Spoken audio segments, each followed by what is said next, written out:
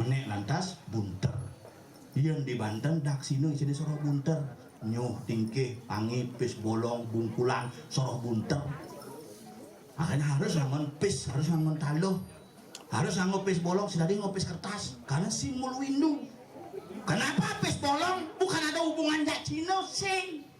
Kenapa ngangon pis bolong? Karena kebudayaan yang menggunakan uang kepeng pada masa itu adalah kebudayaan Cina. Maka yang identik dengan kita adalah yang bersifat logam. Cina memperkenalkan budaya, maka ada pis bolong.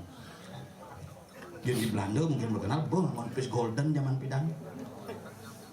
Yang di Banten tuh misi bunter-bunter, maka yang di Begong gong, ini paling bunter, paling sedur, ada ngejang kompeten pasti tegah, paling tegah gong. Jadi manusia nas, maka nas bedur doa buat tuh nas keleng adanya.